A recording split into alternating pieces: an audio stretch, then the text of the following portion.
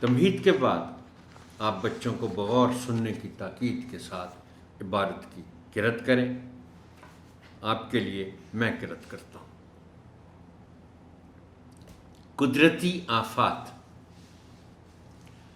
قدرتی آفات سے مراد ایسے واقعات ہیں جو نامعلوم وجوہات کی بنا پر قدرت کی طرف سے وقوع پذیر ہوتے ہیں، مگر ہم سائنسی نظریات کی بنیاد پر کچھ وجوہات بیان کر سکتے ہیں۔ ان کی اصل وجوہات کا ہمیں علم نہیں۔ ان میں سے ایک قدرتی آفت زلزلہ ہے۔ سائنسی تحقیق کی روح سے زمین پر زلزلہ اس وقت محسوس ہوتا ہے جب زیر زمین پلیٹیں اپنے مقام سے سرکتی ہیں، لیکن ابھی تک انسان اس بارے میں مکمل معلومات نہیں رکھتا۔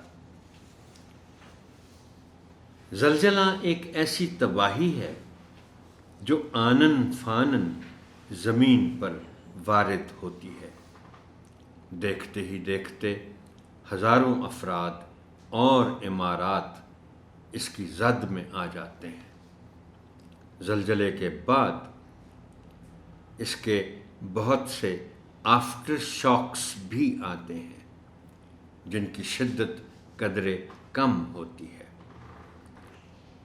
گزشتہ ایک دہائی کے دوران ایسی بہت سی قدرتی آفات نے دنیا میں تباہی مچائی۔ اس کی ایک وجہ گلوبل وارمنگ بھی ہے۔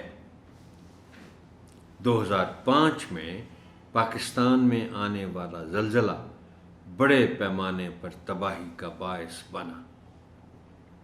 زلزلوں سے پیدا ہونے والی تباہی کا براہ راست تعلق ریکٹر اسکیل پر اس کی شدت سے ہوتا ہے۔ سمندر میں جب زلزلہ آتا ہے تو اس سے بلند لہریں اٹھتی ہیں جو ساحلی علاقوں کو اپنی لپیٹ میں لے لیتی ہیں۔ زلزلے کی صورت میں گھبرانے کی بجائے احتیاطی تدابیر اپنانی چاہیے۔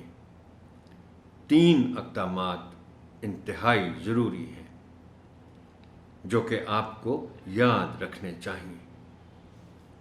نمبر 1، زمین پر بیٹھ جائیں۔ زلزلے کی صورت میں کھڑے رہنے اور بھاگنے سے پرہیز کریں۔ زمین پر گھٹنوں کے بل بیٹھ جائیں اور گھٹنوں کے بل چلتے ہوئے محفوظ جگہ تلاش کریں۔ نمبر 2، سر ڈھانپ لیں۔ اپنے سر کو اپنے ہاتھوں کی مدد سے ڈھانپ لیں۔ انتہائی تیزی سے کسی بڑی چیز کے نیچے پناہ لیں تاکہ ادھر ادھر سے گرنے والی چیزوں سے خود کو محفوظ رکھ سکیں۔ نمبر 3، تھام لیں۔ کسی بھاری چیز کو مضبوطی سے پکڑ لیں جب تک کہ جھٹکے تھم نہ جائیں۔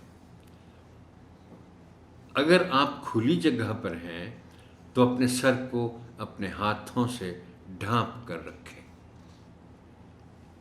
اللہ تعالیٰ سے رحمت کی فریاد کریں۔ کلمہ طیبہ کا ورد کریں۔ اللہ تعالیٰ ہم سب کو ہر قسم کی قدرتی آفات سے محفوظ رکھے۔